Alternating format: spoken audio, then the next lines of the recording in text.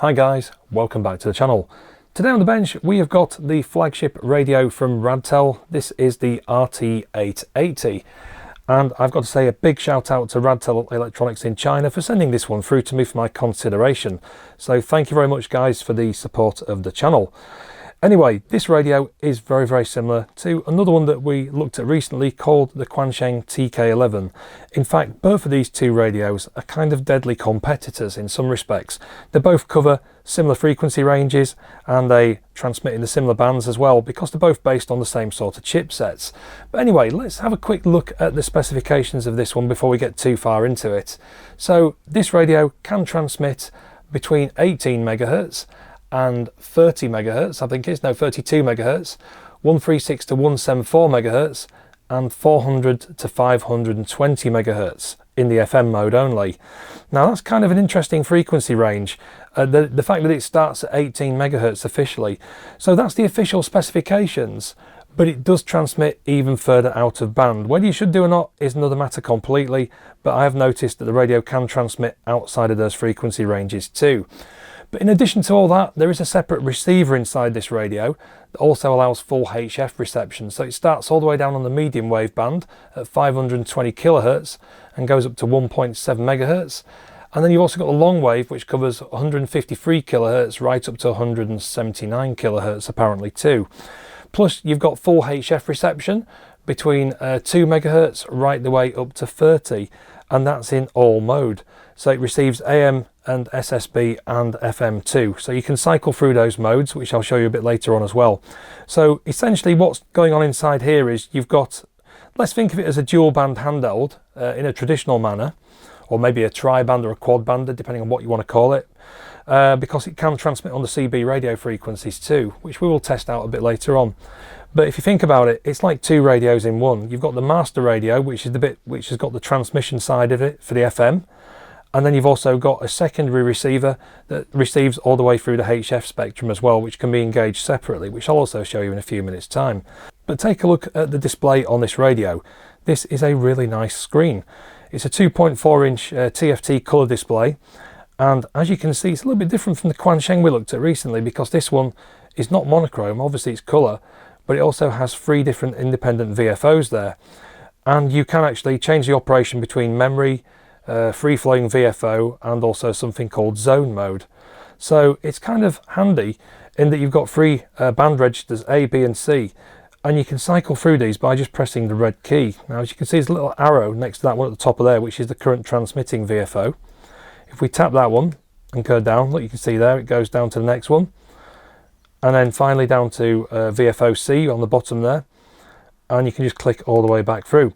So it can simultaneously receive on the three VFOs at the same time, and basically you've got something called multiband receive.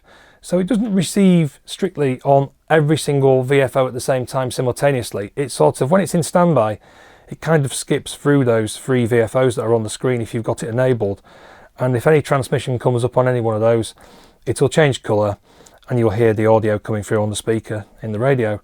So that's kind of interesting. It's the first time I've seen a 3 VFO stack register on something like this. So let's just put that down a second and take a look at the Quansheng that I've had a look at recently, the TK11. So there's the TK11, and that's a dual VFO radio, and you can obviously switch between the 2 VFOs by pressing the VFO A and B. But as you can see there, both radios have implemented this slightly differently. So if I just hold both of them there in front of the camera, you can see there's the colour screen on the Radtel and the monochrome screen on the Quansheng TK11.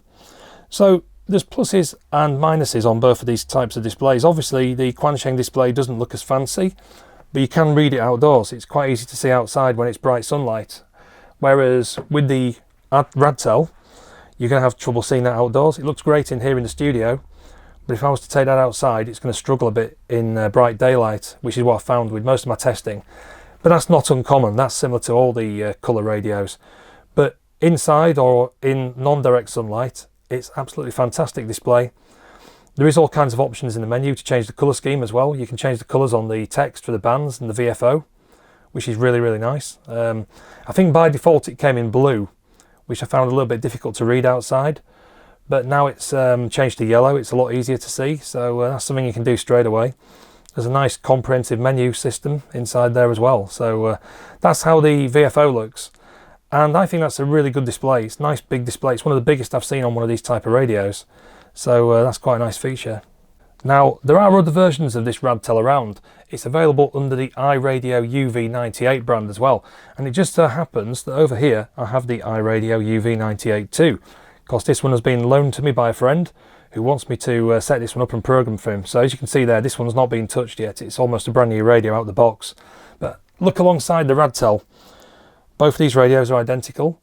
They both have the same screen, the same layout, almost the same firmware. This one's been flashed to the very latest firmware. This one's on a slightly older version, but basically the same radio. So you've got the same features. So the iRadio UV-98 is identical for all intents and purposes as the Radtel RT-880, as you can see there. No differences at all.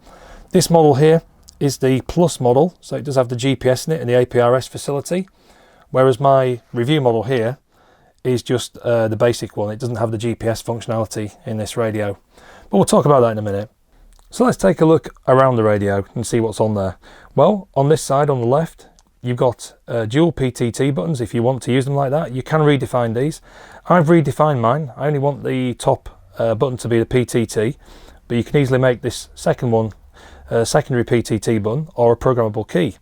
So you can program all sorts of functions with that one, which I find more useful than having the secondary PTT.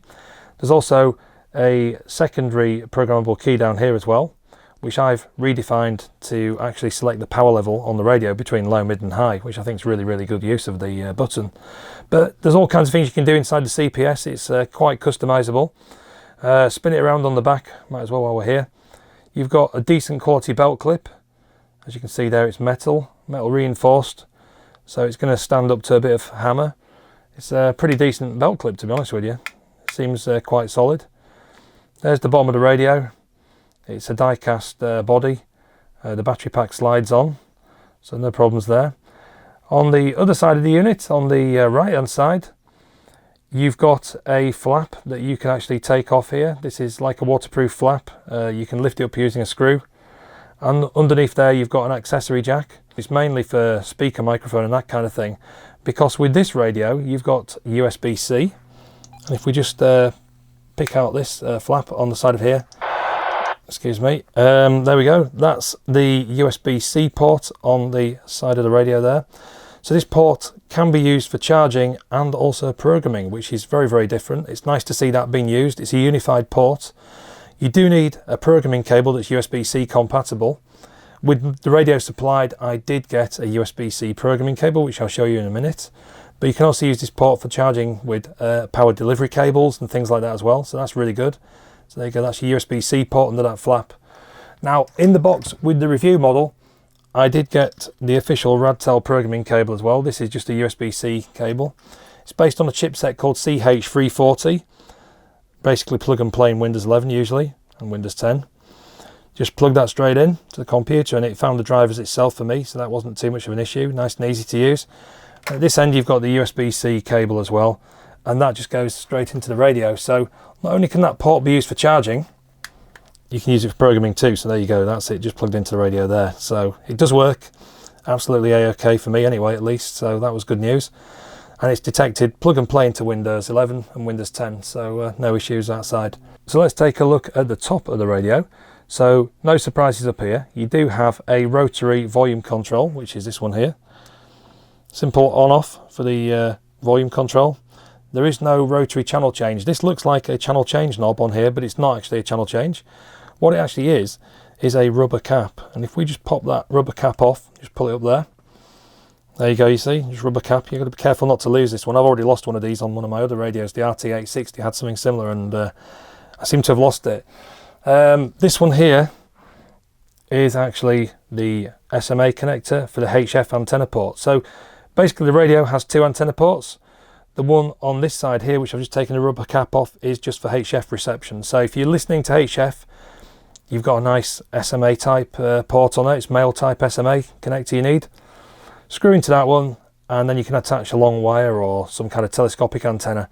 I'll show you what I've been using for the HF reception. If I just put that down there, I have got one of these. Now this is a CB antenna, it's off Hirayasu CB antenna, and basically it's SMA, so we can just pop that straight onto the radio. So if we were to screw that into there now, let's put it straight in, and there we go, straight onto there. That's the Hirayasu antenna for HF, and it's basically a CB antenna for 11 meters, but it does work very well across the HF frequencies. So I can just put that straight in. So you've got 2 antenna ports. That's literally just not for transmission, it's just for the HF reception side of things on this one. So if we just undo that one, you can see what's underneath there. So that's SMA male, and I'll just turn up the radio down. And over this side, you've got the standard SMA female jack. So you can see there the 2 antenna ports. SMA female for the normal transmit antenna, which comes supplied. This is just a dual band antenna. I go straight into there. And the other one is the SMA male jack for the HF side of things. So there you go, 2 antennas for the 2 different purposes. Now there is also a little orange button on top of here that can be used for all kinds of other functions. I believe they can be reassigned in the CPS, but at the moment it just does this function, which is the alarm, which you probably aren't going to use. So I'll turn that one off very quickly, and I hope you can reassign it in the CPS software to do something a little bit more useful, but that's also on the front of the radio. So speaking of the front of the radio, let's take a look further down at the keypad.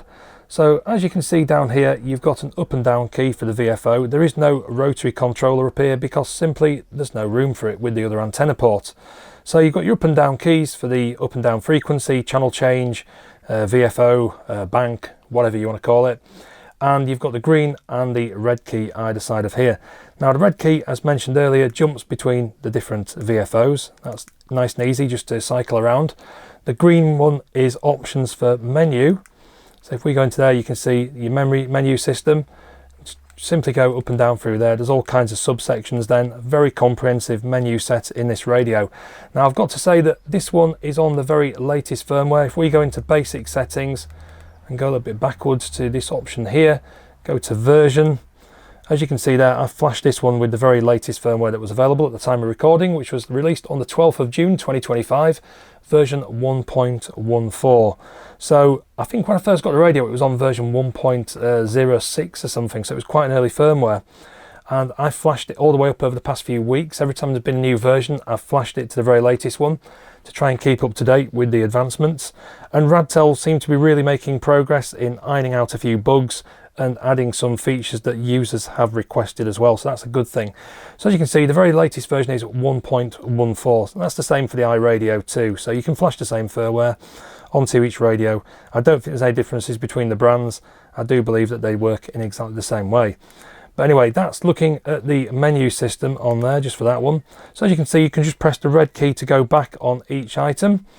So quite comprehensive, basic settings, all kinds of things. You can turn on the voice prompts. It does English and Chinese voice. Key beeps, which I've turned off. I tend to turn them off straight away. Lock timer for the keyboard. How long you want the LEDs to stay on the keypad. You can turn them on and off independently. The brightness of the screen. Probably leave that up on full, I'd said, if you're using it outdoors. Menu exit time. Where do you want the menu to exit after so long? All kinds of things they've thought of in this, including frequency step, talk around for repeaters, power saving, scan modes like time operated, carrier operated, squelch operated, etc. So there's an awful lot of stuff going on in here. Scan return's quite a good one as well. If you stop the radio scanning, will it return to the current channel that you're listening to, or will it go back to the original channel before the scan started, which I think is a really good sort of option to have in there. All kinds of other stuff in there. Work range, this is interesting. At the moment, at the top of the screen, you might be able to just see it up there. It says 64 to 520 megahertz. If you want to transmit in a different frequency range, i.e. the CB band, what you do is you go into work range, press the green key, and you can go down. There's a number of options here. 620, not 520.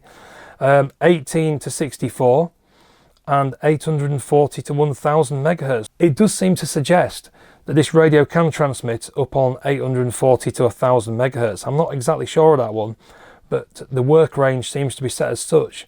So if I wanted to transmit, say on the CB band, I would have to select 18 to 64 megahertz. In fact, we'll do it now. Watch this, and we'll click OK. you can see it says restarting change antenna, and the radio basically reboots. So this is kind of interesting, because once it comes back up, if we look on the VFO, we can now see there's a range of frequencies there, including a CB frequency, which I keyed in earlier, 27500. Then there's one in the 6 meter range as well, 51 to 410. And also another test frequency I put in earlier on, just to see what it would do. But the interesting thing is, it does seem to suggest that the radio will transmit in them bands, so I'll have to put the power meter on afterwards and see if it actually does. So that's kind of interesting. As you can see, they're all in VFO mode.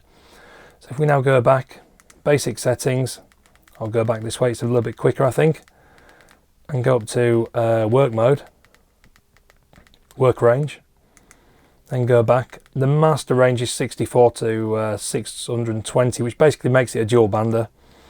As you can see there's a short delay, and then it says restarting change antenna. It reboots, and here you go again. So, and we're back up there. Now, so far I've not really talked about anything to do with the VFO options that you've got here, but on the screen you can see that it's gone back to VFO on each of those A, B and C ranges.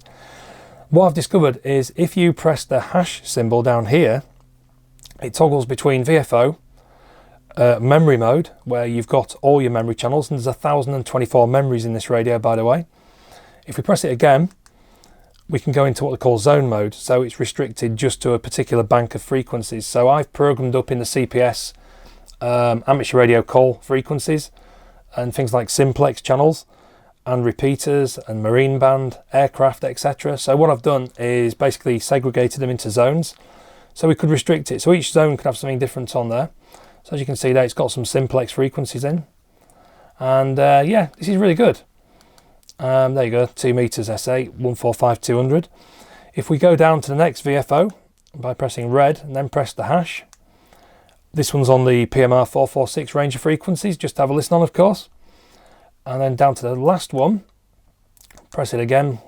You can see that I've got marine frequencies programmed in on the bottom VFO. So I can listen to 2 meter amateur radio, PMR 446 and marine traffic all at the same time, by just keeping it in multi-standby mode. So that's really, really cool. So that's one of the reasons for the free VFOs. It allows you to monitor things just by literally leaving it just on the dial there.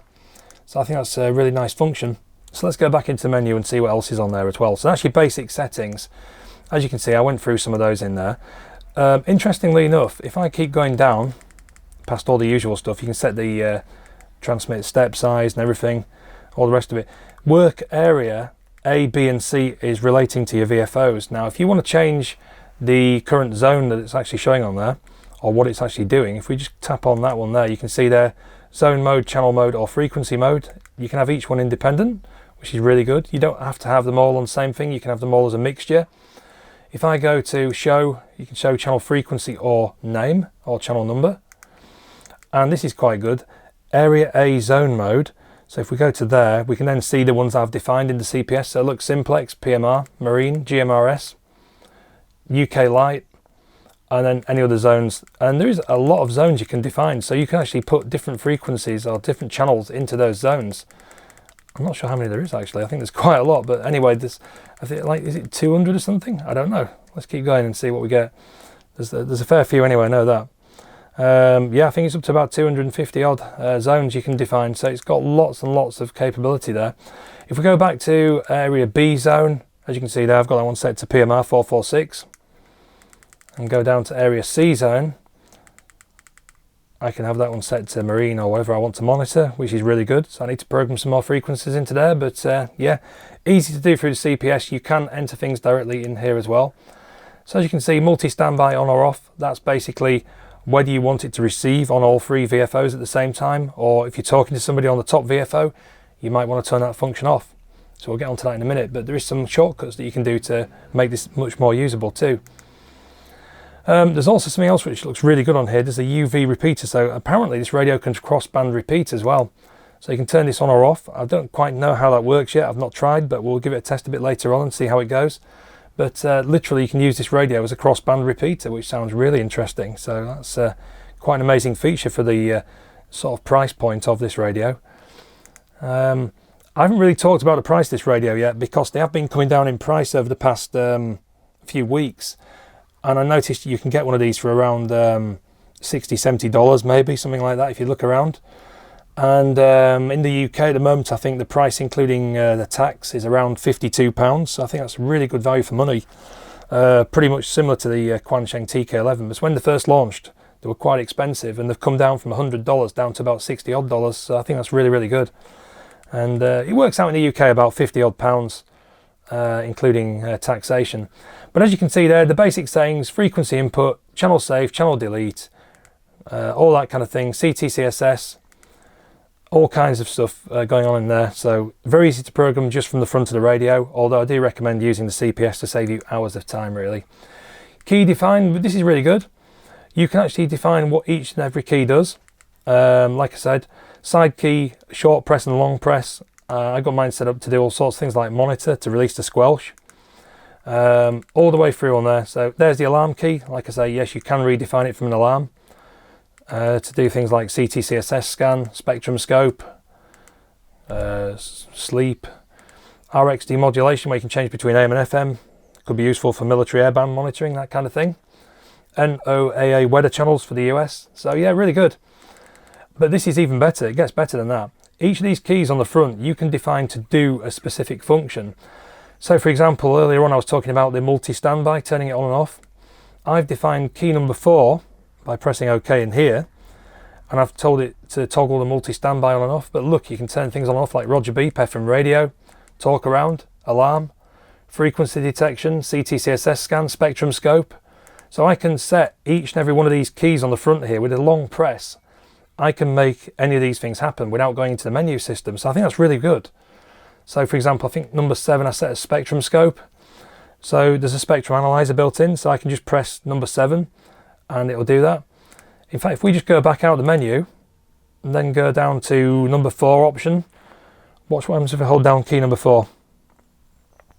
Multi-standby on. It's come on at the top of the screen up there. Hold it down again, multi-standby off. So it makes it a lot easier than scrolling all the way into this menu system and trying to find the function that you want. So as long as you set it up the way you can remember, then it's going to be really, really good for that kind of thing. So that's the key definitions. Analog settings, this is where you define things like squelch level. You can define things like a start or end tone, like the Roger Beep tones and everything. Vox on and off, Vox delay, repeater delay, mic gain. Yes, there's a proper mic gain in here to adjust the microphone gain level, which is really good. The audio is really good on these radios, by the way. So all kinds of things going on. There's all sorts of other stuff that I've not messed with in here, including the DAC for AM and FM, just to make tweaks to the audio settings. I have no idea what glitch TX is, or glitch TH. I should read the book really. All kinds of other stuff in there to do with DTMF signaling for repeaters and that kind of thing. Remote control, time calibration. There is a version of this radio, like I say, the other one that I had on the bench has the GPS function in, so there is some functions that aren't always necessarily applicable to this, but are in the same firmware. But as you can see there, analog settings and channel settings and the zone settings, self-explanatory really, where you can set the CTCSS and DCS tones if you need to for repeaters. A little bit confusing at first, but I got that sussed out. The scrambler, busy channel lock. Transmit power, I would put that onto a programmable key, you don't have to be going all the way into here, low, mid and high.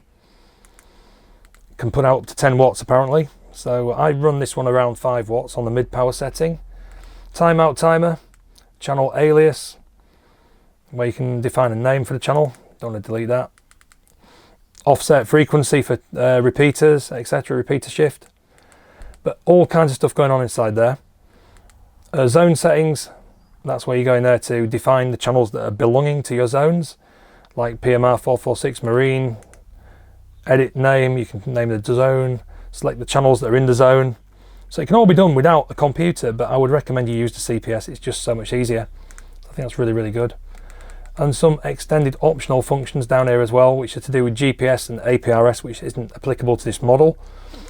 There is the G version now though, the RT-880G comes with the GPS. So you can see there's an awful lot of stuff going on inside this radio, and there's an FM radio settings as well in there as well. RX standby and channel list. So yeah, basically that is it in your menu system. It's pretty comprehensive and quite bewildering at first. There is an awful lot of options.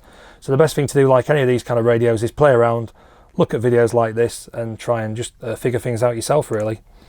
But yeah, so far so good. I'm quite impressed with the layout of the screen. The menu system is pretty decent, to be fair. There is a lot going on there, so there's a lot to learn with this radio. But yeah, it's pretty comprehensive, really. So let's take a look inside the Radtel RT-880 box, because I'm sure, like me, you're dying to see what's inside it. Yes.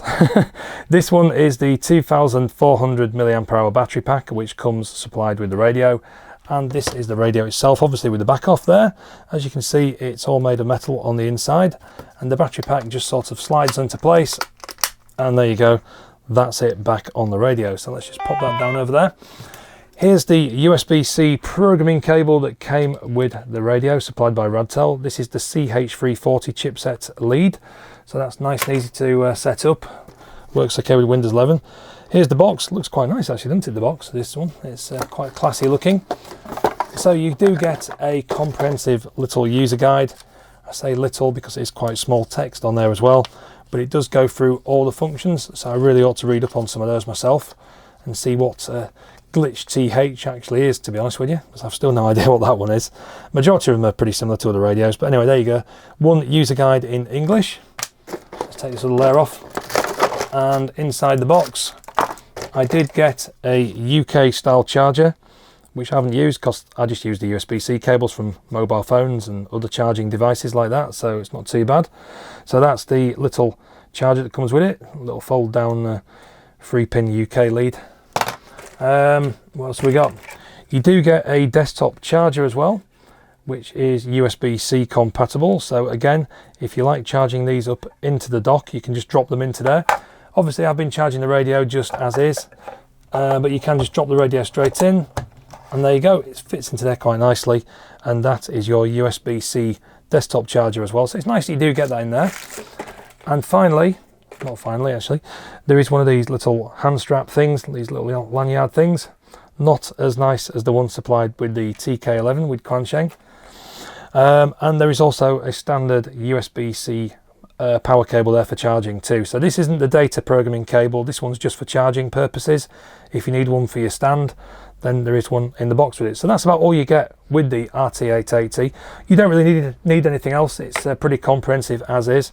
Like I say, that's what you get with the radio. That's what comes in the box. Nothing more, nothing less. And I think that's all you need really. It's a pretty good little piece of kit. Now, one more thing before I do the power test on the radio.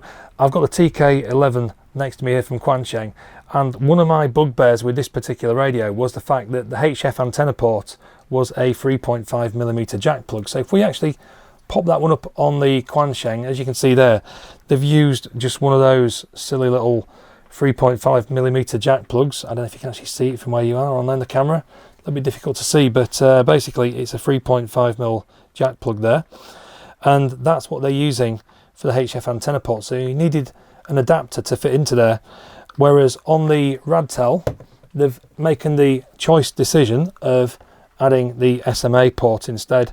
So this is a much better port for the HF antenna system, or external antenna for the HF listening side of things. You know, some people said, well, why can't it have a BNC? Well, it could have done, but they've used SMA on this, so it fits in very nicely. But I think that's much better than the TK11 in terms of choice. I'd have much rather had the SMA port on the TK11 as well. And I know there is a channel on YouTube where one of the guys has actually modified their TK11 to actually put an SMA jack onto the radio, because it does annoy people quite a lot. It's certainly not my first choice. When I was reviewing this radio, I had to keep the antenna held in because it kept wobbling out all over the place. Whereas with the Radtel, I think it's going to be a little bit easier to do with the HF. So I'm hoping that the performance is actually better on this one, so we'll find out once we try it as well. But yeah, just thought I'd point that one out. So I think extra points go to the Radtel for that, although both radios do cover very similar frequency ranges, but the Radtel wins on that score anyway. Well, I think it's about time to do a quick power test on the radio, as we always do. Pretty compulsory for these type of radios, don't you think? Because we hear all sorts of things about the power levels being this, that and the other, and we want to actually look at it in real life and see what we've really got. So 2 meters today. We've got the Shawcom SW33 Plus attached to the top of the Radtel RT-880 for the VHF and UHF frequency range. And in the background, we've got the trusty old Wells SP200 SWR and power meter for the HF portion. So we're going to try that in a few minutes time once we've done these. So without further ado, let's drop the radio down to low power. So at the moment it's set to the L for low on 145000. So this is the 2 meter amateur radio band, and we're going to just key down on this and see what we get. And we've got 5.62 watts into a dummy load. 5.62 watts into a dummy load. That's on the low power setting, which I expected to be honest, quite a lot less than that. So let's just push my little power button that I've pre-programmed here and change the radio to medium power. And this time it's on M. So again, same frequency and exactly the same amount of power. 5.6 watts there going out into the dummy load. So there's no difference between low power and medium power on this radio. So the low power setting is 5 watts. The medium power is also 5 watts. Let's crank it up to full then. There isn't as much difference as I thought there would be. I thought low would have been about 1 watt, but anyway, on this frequency anyway, it's exactly the same. And then on high power, we're getting 7.35 watts. So a little bit extra, 2 watts more on the full power. That's 7 watts of power there. That's on the high power setting.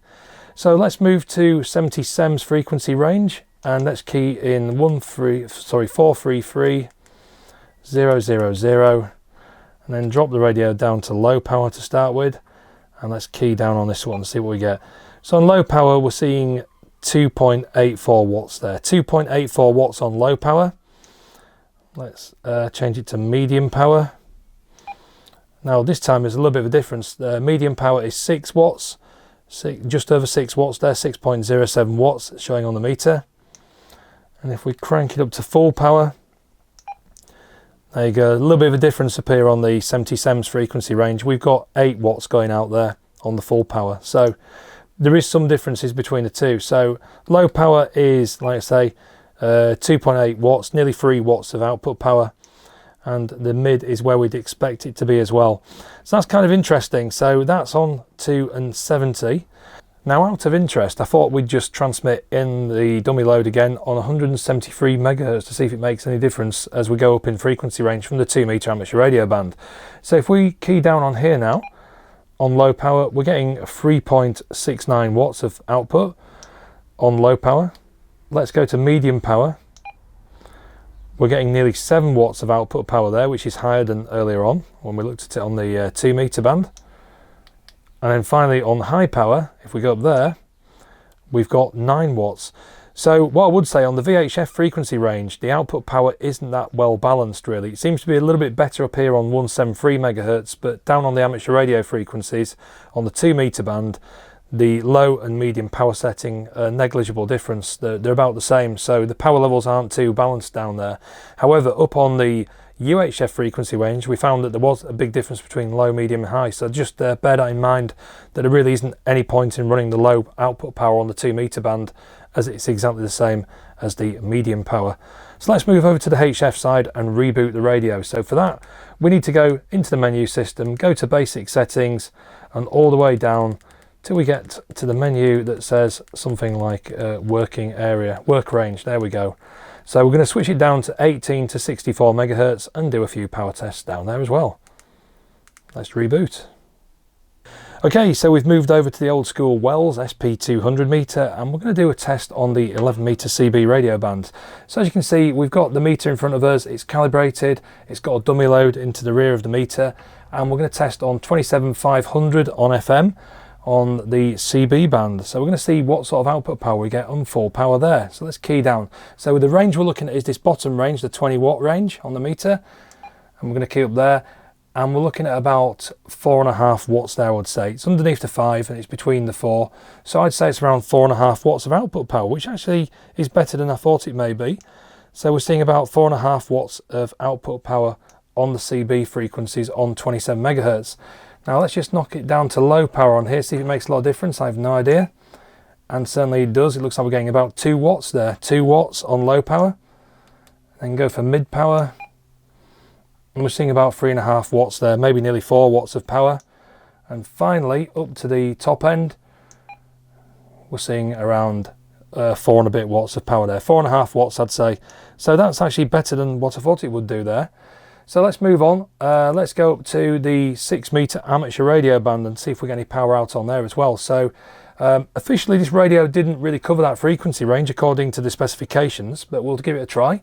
let's key down on the 6 meter band and see what happens. So on high power, and believe it or not, we're actually seeing around just over 5 watts of energy there going out. So 5 watts on the 6 meter band. So that's equally as good as the Quansheng, I'd say.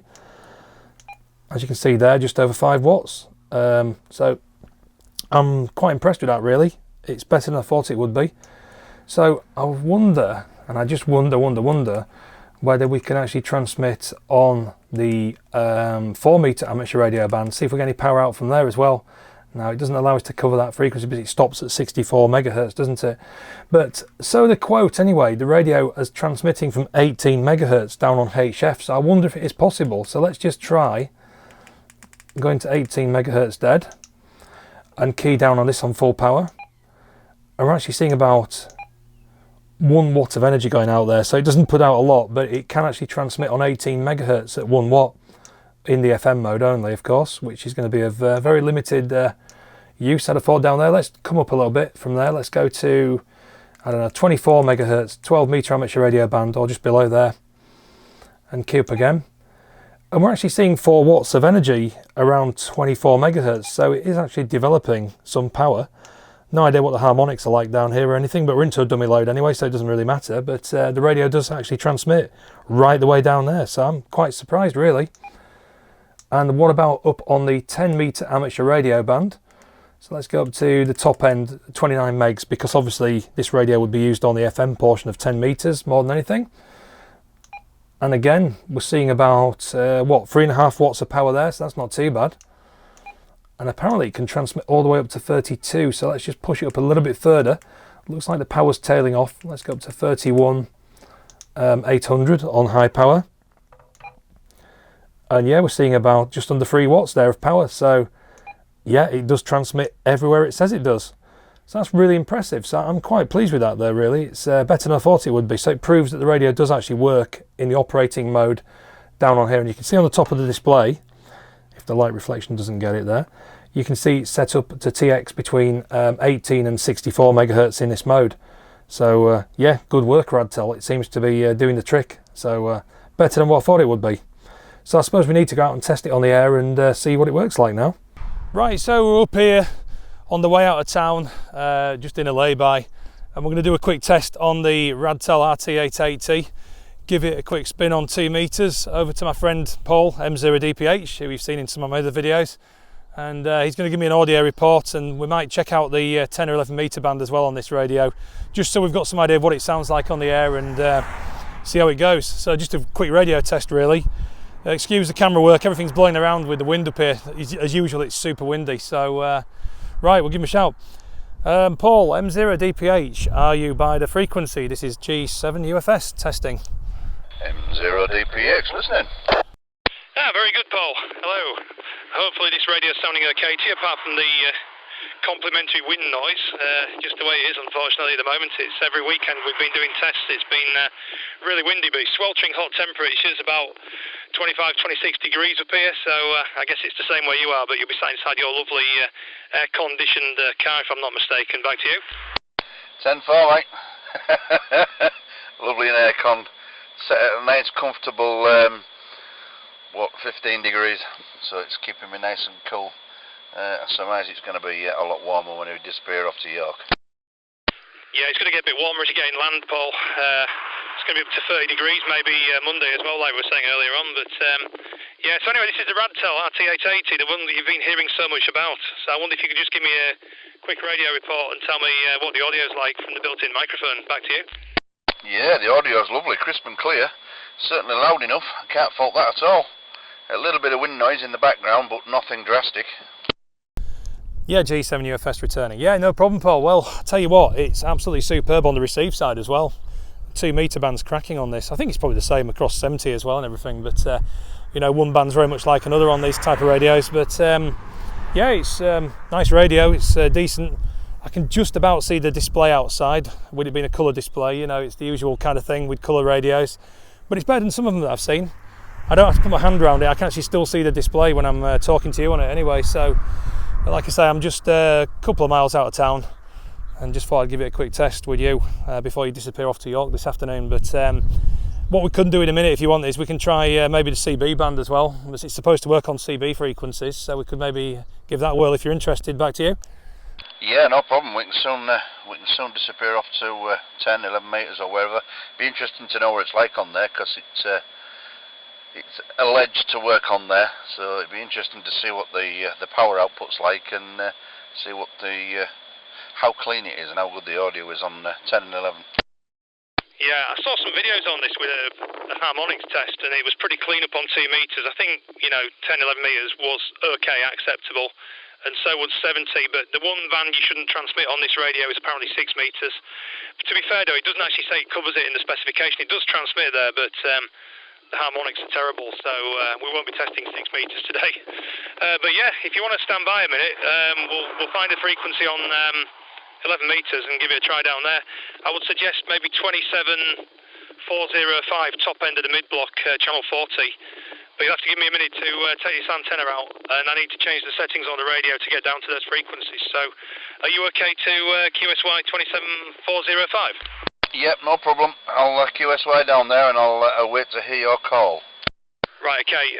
If everything goes wrong, I'll come back up on S8 onto 145-200, but I think it'll work anyway. I think it's about 4 watts output, so just give me a couple of minutes to unscrew this antenna and get it switched over, and we'll go for 27405, yeah? Yeah, no problem. 27405, gone. Okay, so I've changed the VFO range to 27405 FM, and we'll give Paul a shout, see if he can get us on here. I don't know if we will, we never know. Yeah, Paul, are you on 27405? Go ahead. 0 DPH, yeah, 27405. I'll let you come back with some audio, and I'll see what it's like. Yeah, well, I've got you okay there, Paul. 5432112345. Yeah, all sounding good. That's on the 11 metre CB band. So I don't know if we need the ham calls down here really, but 27405. What's it sounding like to you? Back over to you. Yeah, it's just as good as it is on 2 metres. Lovely crisp audio. Again, the little bit of wind noise in the background, which is nabbing out the summit. It's certainly not affecting your audio in any way. And it's lovely and crisp. To be fair, I can't fault it. Yeah, Roger, Paul. Well, that's great, isn't it? Yeah. So basically, you've got a CB radio and an amateur radio handheld all in one. General purpose wideband coverage, scanning receiver as well, with AM, FM and sidebanding all the way through HF. I think it's a pretty compelling buy for about £50, do you? Yeah, I'd certainly be interested in one of them maybe. I'll have to have a look and see what sort of deals they've got on them. Incidentally, your signal is hard over as well. It's plus 60 dB.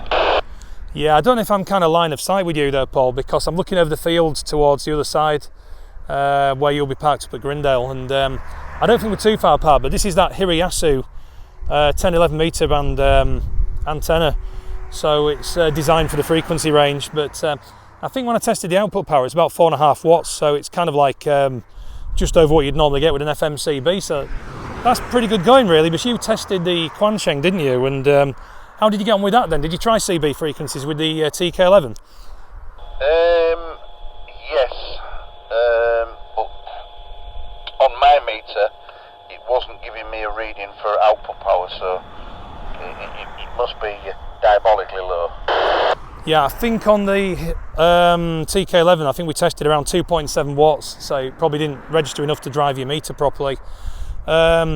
This one's giving about 4.5, I think it was when we did the bench test, so it wasn't bad, but I'm actually quite impressed for a FMCB radio. You know, it would pass, no bother at all.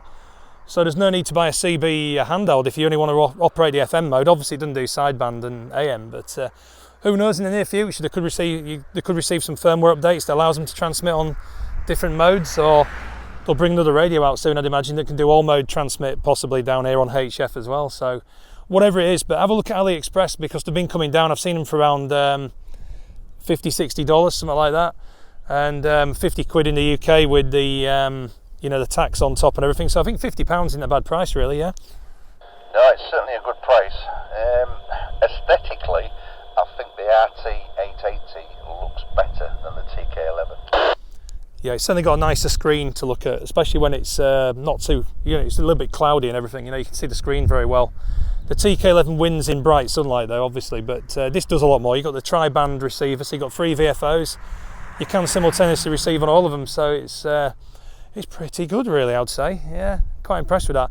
Anyway, thanks for the test, Paul. That'll do nicely. I can assume it'll work on 10 metres as well as it does on 11 as well, since it's just up the range from here.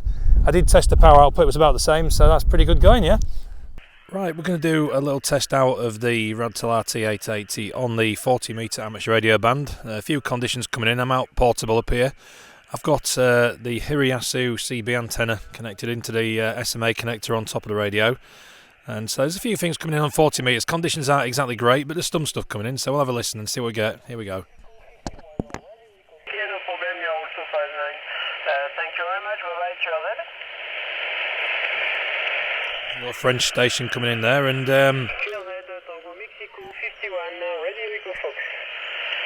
seems okay, that does, really. Reception's not too bad.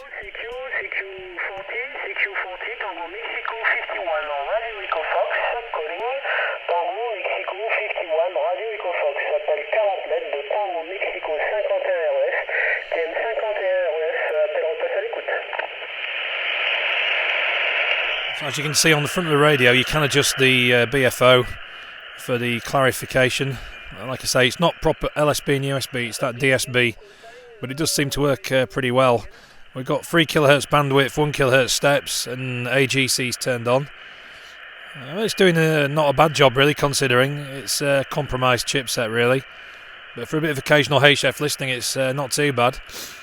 Like I say, to cycle around the options, all you do is press the star key to get to the different options, like the stepping, the gain, the bandwidth, and the BFO for clarification. 59, my name Alex, and near Moscow. Can you say that? Wow, listen to the strength of that signal. All of a sudden 20 metres has come up and it started raining really heavy, so I've had to move on a little bit.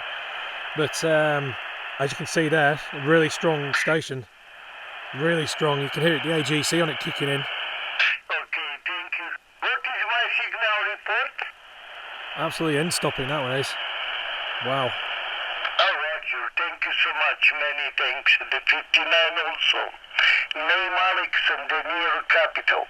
Fine business. Many thanks. The good afternoon. Get it. 73. Very good cat, my friend. Bye-bye. I think that station there is Russian as well. UA3 Queen Kilowatt America. UA3 Queen Kilowatt America. CQ20. That is incredibly strong there, you know, out of the blue, because Mike Zero Mike X-Ray Delta. Nice to meet you. The 59. My name Alex. Over. yeah, very, very strong all of a sudden there. That's come up out of the blue. 20 metres has just started opening up. Roger. What is your name?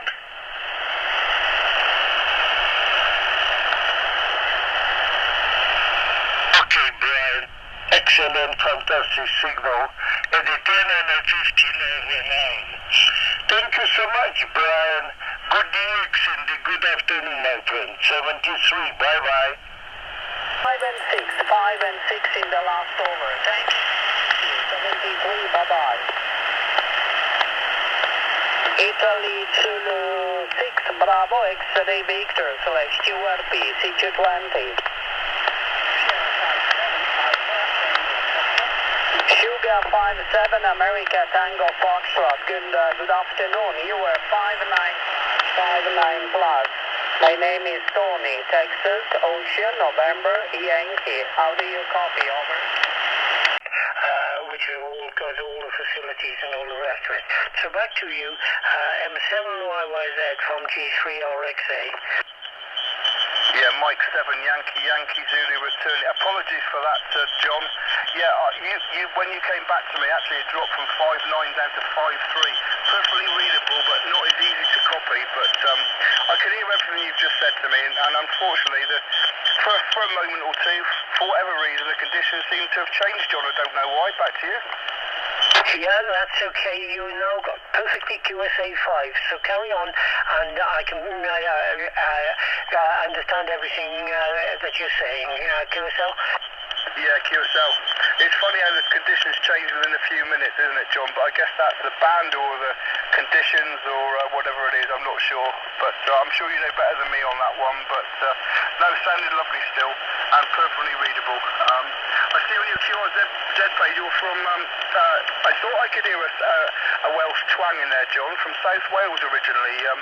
I don't know where Blackwood is exactly, but I've got family in the Rhondda. I'm not sure how far that would be. I had family in Pennycraig or Pennycraig and sort of that area, but I love that part of the world and we do go up there quite often, John. Well, I thought I'd do a quick demo of the medium wave reception on this, and I think this is far superior to the Quansheng TK11 that I reviewed recently. Listen to this with just the Hirayasu CB antenna into this port here. Listen to this. This is 909 kilohertz on medium wave. I think it's Radio 5. Just listen to that though, it's absolutely fantastic reception. It sounds a lot better than the Quansheng that I tried. That you've been listening to on the radio for some time, haven't you? Met Isha as well? Oh, I can't tell you how good that is. I mean, meeting all these players, like for example, who have been brilliant for England for such a long time, like Alistair Cook. You met Alistair Cook as well? And his era. Yeah.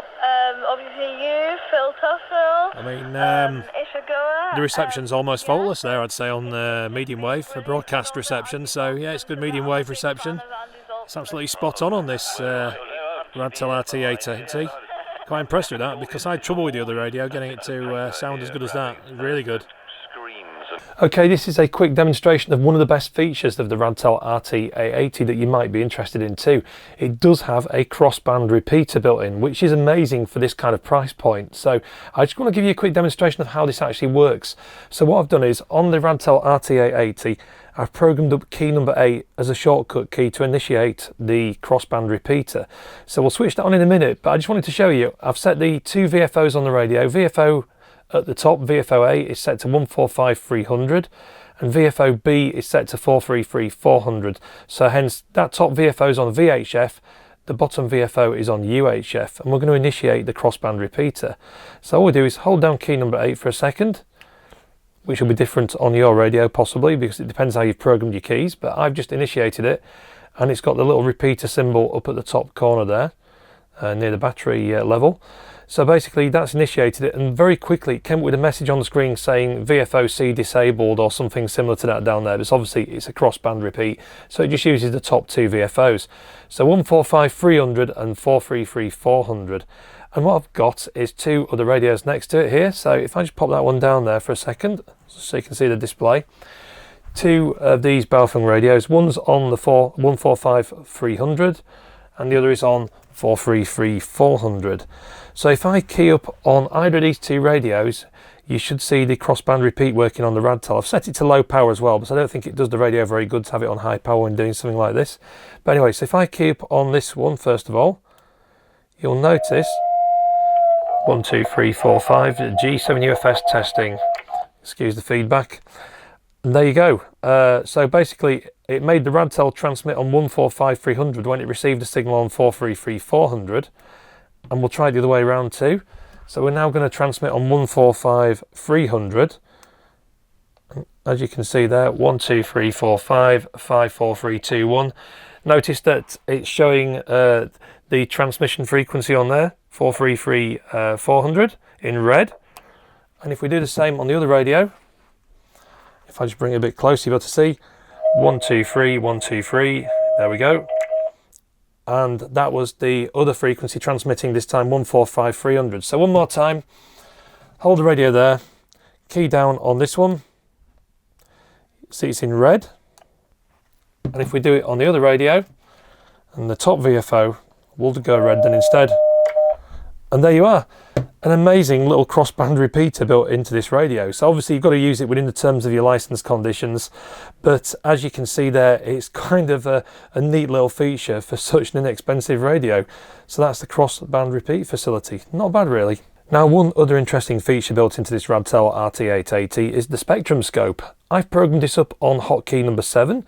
You can put it wherever you like, but if we just hold down key number 7 on here, you'll notice that it reveals the spectrum scope, and there's a number of different parameters that you can change by pressing the star key to go through to change the bandwidth of the scope, and it sort of scans through a bit at a time. You can see the bottom line here, which shows 142.800 right through to 147.800. So we've got 5 megahertz of bandwidth being monitored there. And if I've got my other radio here, 145.300, if I key down on that one nearby, you should see a big spike there, and we can actually listen into the audio from that if the volume was turned up. And as you can see, it just rolls around and it shows the activity. You can pause it as well, I believe, by pressing the hash key there. So you can actually see a pause on the display of the activity if it's getting busy on there. If I just press it again to resume, continue, here we go. And as you can see there, now if you wanted to tune away from that center frequency we're on at the moment, we just use the up and down arrow keys, and we can tune to wherever we like to get the activity on the radio, which is really, really good. So it's another little feature built in to determine activity on the bands to see how busy things are. Like I say, this is just a little example of me on the 2 meter band showing this one working, but it's got some potential there, so it's kind of like another value added feature that they've put inside the RT-880, so I quite like that one too. So I just thought I'd demonstrate that. I nearly forgot about it earlier on, but it's, like I say, a very useful little piece of kit really. Okay, let's take a quick look at the Radtel RT-880 programming software. This is the CPS, and at the time of filming, the latest version is v1.08. This is available freely from the Radtel website, and there's also a version from iRadio, which is identical in every respect too. Now, the very latest version of the CPS does contain a few extra features that have been introduced over the past couple of months, because the firmware has had some additional work done on there as well too. So obviously make sure you do get the very latest firmware and the CPS both at the same time. I'll take you through some of the key features. Mainly the channel section is where you're going to be spending most of your time. You can save yourself an awful lot of time by importing things from CSV files. So if you're good with a spreadsheet, such as Microsoft Excel or something similar, you can export data from other radios and bring them back in. The best way to do that will be to hit the Export CSV button to see what kind of format the radio exports, then go into your favourite spreadsheet program and manipulate the data. Of course, you can always use Chirp as well to import and export CSV, so you might be able to bring data in like I've done from this. Now I've got a load of ham radio frequencies programmed in. I've got some local repeaters, some 2 meter simplex frequencies, etc. So I've tried to keep things in groups basically. Obviously you've got the zone feature, which allows you to create banks of channels, but I've just sort of put them into here just to get them into some kind of order in the first place, including marine. And you'll notice one of the new features that's been added to this CPS is the ability to restrict frequencies to just receive only. Now that's quite a good thing, because sometimes you might not want to transmit inadvertently on a frequency. Say for example like these marine radio frequencies, I don't want to be able to transmit on them, I just want to be able to listen. So you can actually make the frequencies receive only, which is really good. It's a bit like TX inhibit on some other CPS softwares. Of course, if you don't want to do that, you can hit reset all RxTX, because on the previous version of the CPS this wasn't here, this button. And when you upgrade to the new firmware and CPS, you'll find that a lot of the channels are locked out as read only, or should I say receive only. You can just hit this button here and make them all TX and RX again, which is really, really useful. But anyway, that's the channel manipulation that you can do inside here. It's very comprehensive. Just simply go across and you can bring everything in as you would wish to. Likewise, the zone section, you can define zones, in other words banks of channels, such as this one I've got here for repeaters, simplex, PMR 446, marine, GMRS, etc. And you can add and remove channels in the banks pretty easily, which is really good. And you can define up to 256 zones inside there. The rest of this really is down to just configuration of the radio. All the preferences that are available on the menus just makes it a little bit easier to go through it all inside here as well. And it's fairly straightforward, pretty self-explanatory. Same with config menu too. Some of the other things that are on there, you can set all kinds of different features, such as the Vox and everything else. There's probably some of these things that you wouldn't want to touch as well, unless you know exactly what you're doing with them. Key definitions are very, very useful. As I was showing earlier on in the video, you can define the front keys to do certain things like the multi-standby, power, frequency steps, spectrum analyzer. So there's all kinds of things you can put into there, and also define the 2 side keys as well, plus the alarm key too.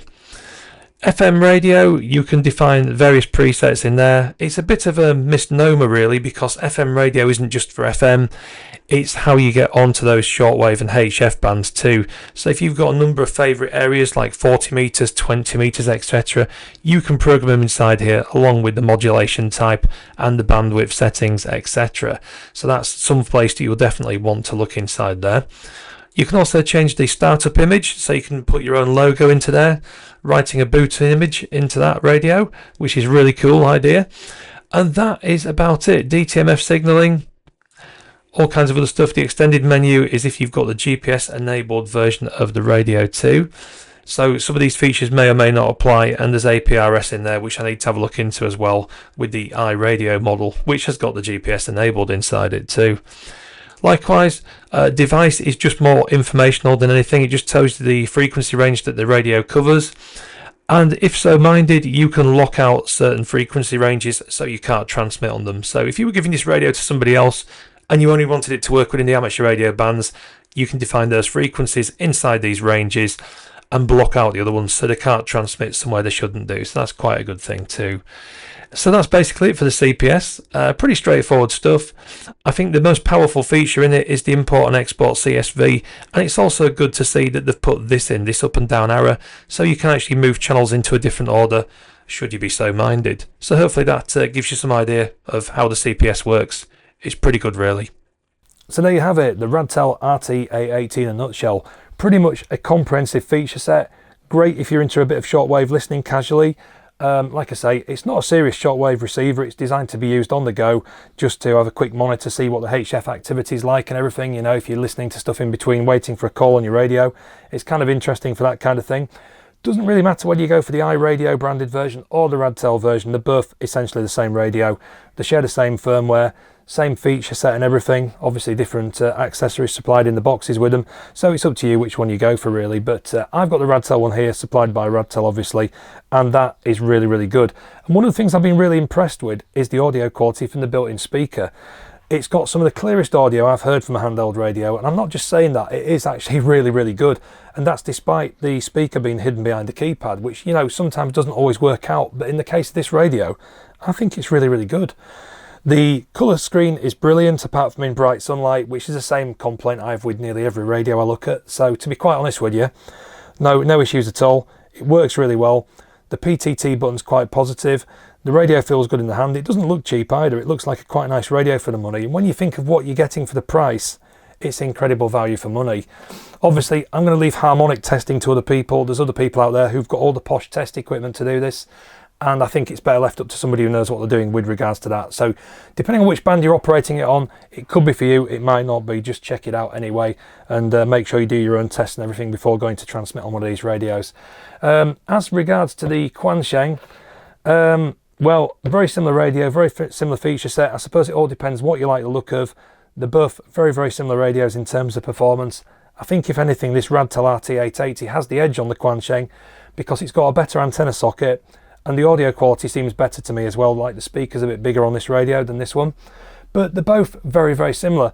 I like the fact that Quansheng installed a tri-band antenna for 6 meters. There's no 6 meter antenna with the Radtel. You do need to supply your own antennas for 10 or 11 meters, obviously. Same with the Quansheng there, to be fair. But they do give you a better antenna system with this. I found the antenna a little bit lacking with the Radtel. It's okay for what it is, it'll get you by, but you might want to consider investing in something a little bit better than the stock antenna. If you're using the 2 meter band, it's only like 7 inches long, so you can't really expect wonders from it, but it does work quite well. So on the whole, it's difficult to choose between these two radios. I think if I had the chance to choose again though, I would probably go with the Radtel just because I like the display on it. I like the colour display. I like the customizable firmware features. Radtel have been really forthcoming with a lot of new firmware for this radio as well. So I think, you know, given a few months down the line, they're probably going to be adding more and more features to it, bug fixes, adding improvements to the radio performance in terms of reception as well, possibly on the HF side of things. So at the moment, there is new firmware coming out every few weeks, so it's worth keeping an eye on the Radtel website, see what's out there as well. But anyway, if you do like the radio, I'll leave some links in the description. I've got no preference from where you buy this one from, like I say, but this radio was sent to me by Radtel. If you went to AliExpress, Banggood or Temu, they've all got versions of this radio on there. Some with GPS, some without. You'll have to decide whether you want the GPS functionality. Like I say, this one belongs to a friend, and this one has got the GPS functionality and the APRS built in. I don't know if it's a deal breaker for me personally, but it could be useful to some people as well, particularly if you're into APRS or things like that. Might be worth a shot. A little bit more money, but not too much more expensive. So there is that option too. I'll leave a link to the Radtel website where you can download the new firmware as well.